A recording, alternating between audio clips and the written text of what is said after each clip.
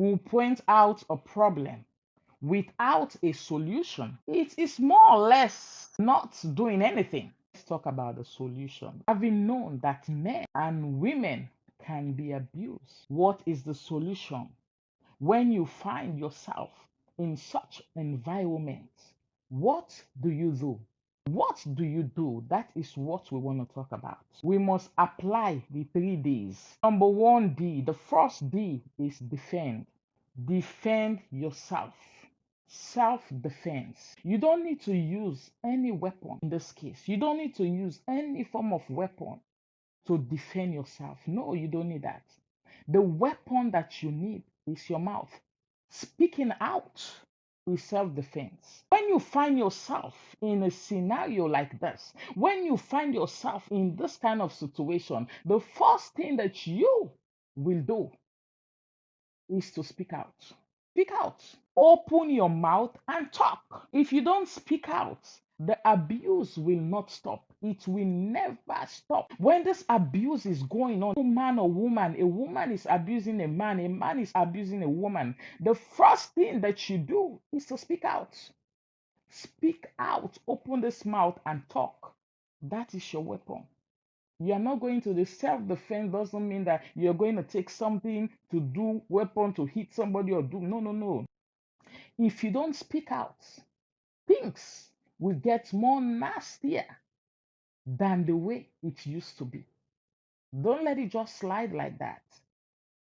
Say something, because if you don't say something, oh, the abuser is going to take it like, oh, it's an okay thing to do.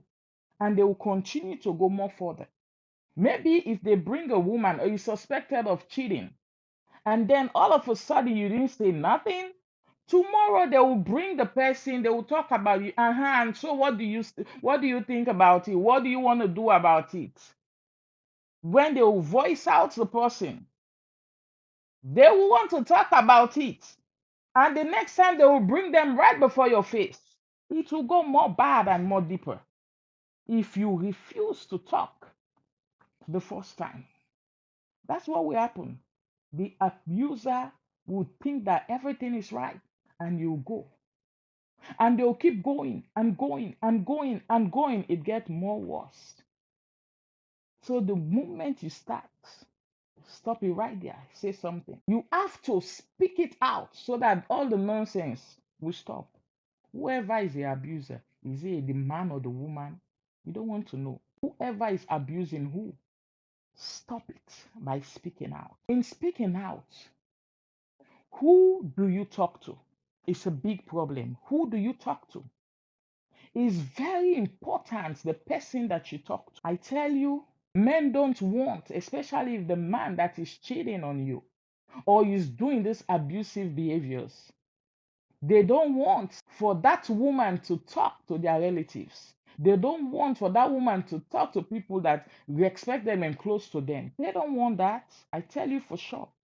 Men don't want you to talk to their relatives or talk to some people, some persons about their abusive behaviors. They don't want that. This woman that I know caught this man cheating, and the man threatened this woman that if I hear this thing out, expire you. That's what the man threatened this woman. The woman kept quiet. And this thing went so bad, so bad, so bad. It's another story. My dear, if this cheater of a spouse gives you sexually transmitted disease, what will you do? Remember, some of these diseases, they cannot reverse itself again. You just have to manage it throughout the rest of your life. Unless by divine intervention. That's how. Maybe, please speak up. It's the right thing to do. Speak up and save you and save your family. Speak up. Don't keep quiet. Speak out. It is the solution, one of the solutions to who you talk to. Because it is the manner in which you talk and who you talk to will aggravate these things or will make it better. So know who you're talking to. Some people don't mean no good anyhow. Some people, when they hear something, they just want to make it more worse than the way it is. So know who you talk to. Talk to people that you think that they are qualified. People that have what it takes. People that have wisdom and experience. Look, guys, when you find a job, most companies, what are they asking for? Qualification and experience. So, talk to people that are qualified. They are qualified, they have the qualification and the experience in this matter. If you talk to people without experience, tell me, what will you expect?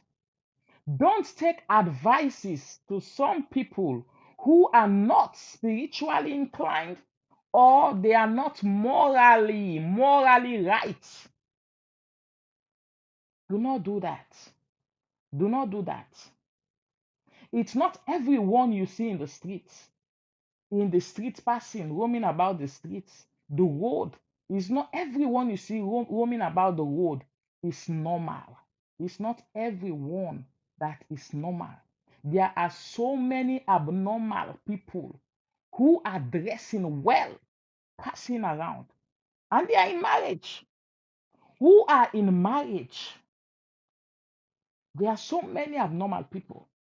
So, it is not every married person that gives you advice. Do you understand these things? It is not every married people that gives you advice. You should check the soundness of their morality. You should check the soundness of their mentality, their psychological decadence. You should check all of those things. Check all of those things. How profitable is their mentality to themselves, their own very selves? How profitable is it to themselves? How is it?